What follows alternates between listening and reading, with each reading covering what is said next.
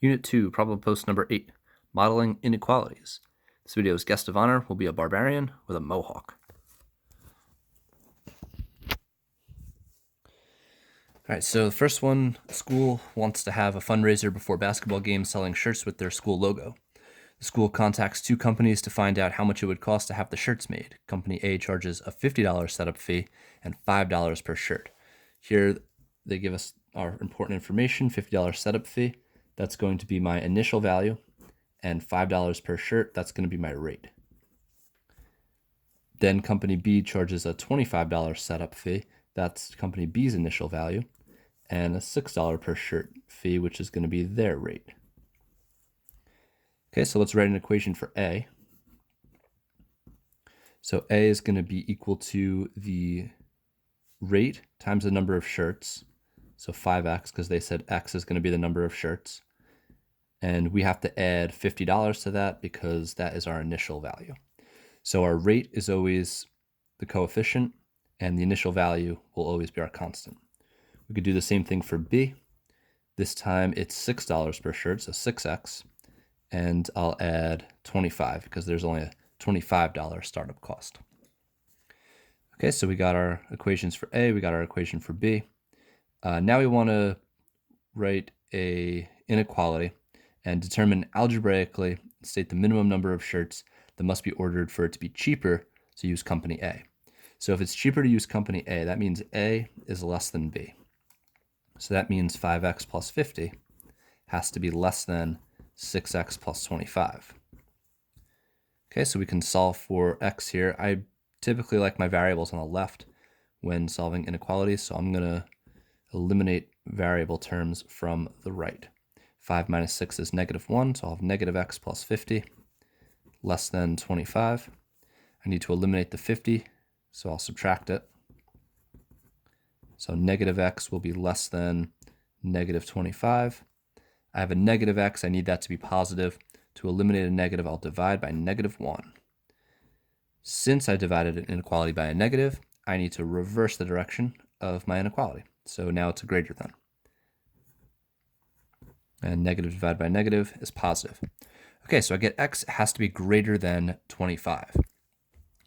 The answer that they're looking for is not 25. If I pick 25, that wouldn't work out because if I plug 25 in for x, 25 is not greater than 25. Doesn't make sense.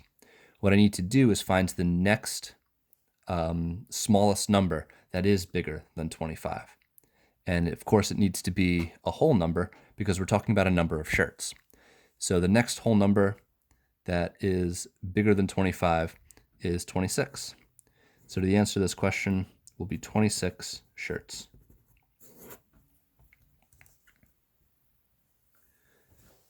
Okay, if I were to use 25 shirts, then it would be the same price for both companies. For 26 shirts, that's when A is cheaper. Okay, so for number 2, Sarah wants to buy a snowboard that has a total cost of $580, including the tax. She already saved $135 for it, so this is our initial savings. At the end of the week, she has paid $96 for babysitting, and she's going to save 3/4 of that for the snowboard. So here they're giving us a rate, but it's not the 96. It's only 3/4 of the 96. So I need to find 3/4 of 96. So I can calculate that. You can use a decimal if you want. But if you use the fraction, 96 times 3/4, that's going to be 72. So she's really only saving $72, so this is her rate. 72 per week. Okay, so for number of weeks, we can use W. We have a cost of 580 that we need to meet.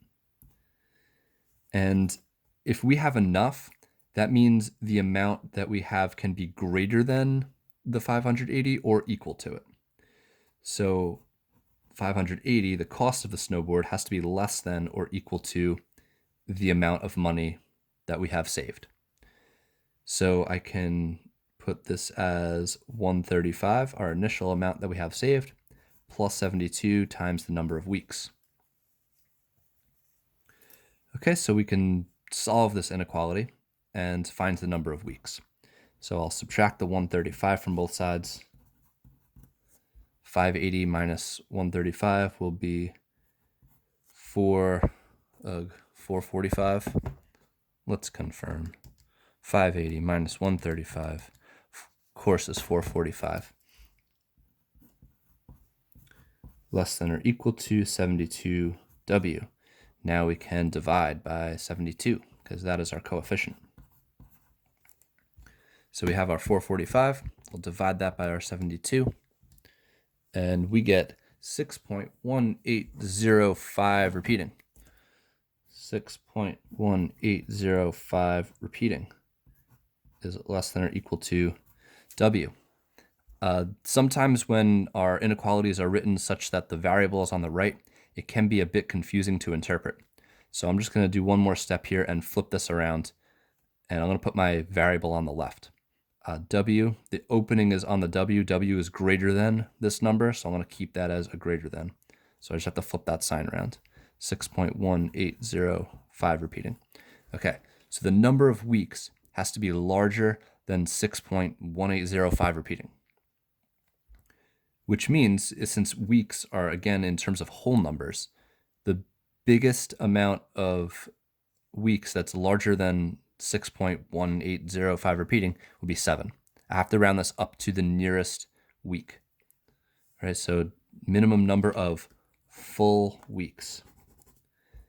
So even though if I wrote this number in for W and it would solve the inequality, it doesn't make sense in the real world situation. She needs to work that whole extra week to get that $72. So it's going to take 7 weeks.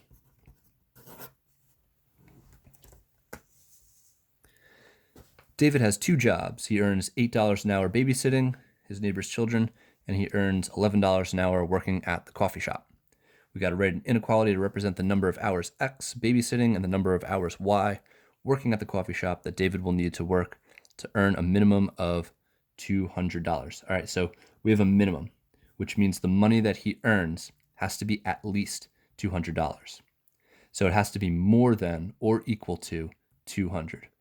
So a minimum of 200, that tells us it's going to be a greater than or equal to.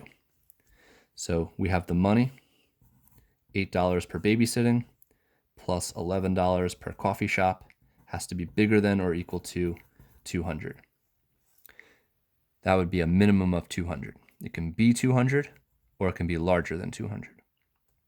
They give us some more information here. They say, okay, if David works 15 hours at the coffee shop, we can use the inequality to find the number of hours babysitting he would need to get his 200 or more.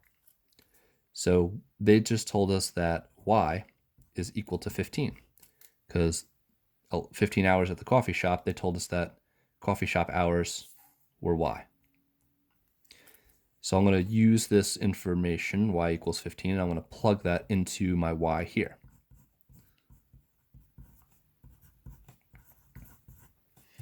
All right, cool. So now I can do 11 times 15. That gives me 165. So 8x plus 165 has to be bigger than or equal to 200. Now it's just a matter of solving for x, so I'll subtract 165s. Those cancel out. 8x has to be greater than or equal to 35. And we can divide 8. So x has to be larger than 35 divided by 8 happens to be 4.375. All right, so again, they're looking for whole numbers here. We need full hours. So we need the amount that has to be bigger than 4.375. The next number up that's bigger than 4.375, whole number, would be 5. So 5 hours. Okay, so don't forget to fill out a self-rating, number 1 through 4, assessing your ability to model an inequality and solve after watching the video.